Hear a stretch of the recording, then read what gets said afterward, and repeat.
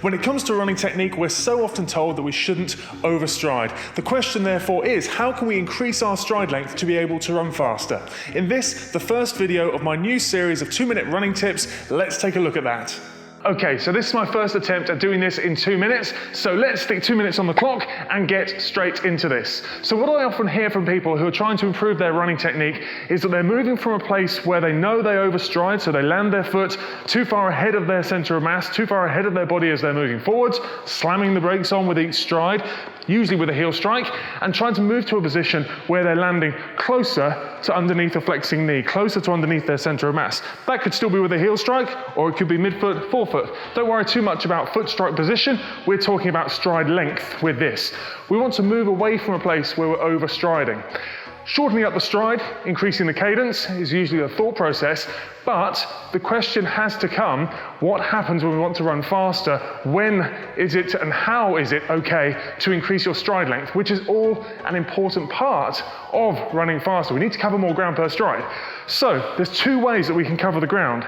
Either, which is the situation where people start to overstride, you just start to throw the lower leg out in front of you because you're carrying the knee too low for the given pace. You're not creating enough hip flexion and knee drive. So by throwing that lower leg out in front of you, you set yourself up to overstride. Or you can pick the foot up a little bit more underneath you, drive the knee forwards a little bit more, create this improved kind of triple flex position, so hip flexion, knee flexion, ankle dorsiflexion, and cover the ground while you're in flight and allow that foot to drop underneath a flexing knee. So by picking the foot up a little bit more, driving the knee forwards a little bit more, you'll increase what we refer to as your stride angle.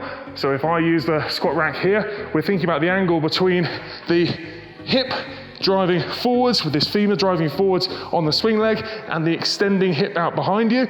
You're increasing that angle, and from there you can just drop that foot underneath the flexing knee. Hopefully that helps, hopefully that makes sense. Essentially, the faster you run, the more ground you need to cover, the higher you need to pick your foot up, the further forwards you need to drive that knee. Naturally, if you get that right, the foot will land under you rather than ahead of you. I'd be really interested to know how many of you know that you overstride and that this is something that you need to work on. Let me know down below in the comments. If you found this helpful, don't forget, hit the like button, don't forget to subscribe, and there's a video right over here that I think you'll find interesting in terms of Eliud Kipchoge's running form. If there's anyone to model, it's got to be one of the best runners ever.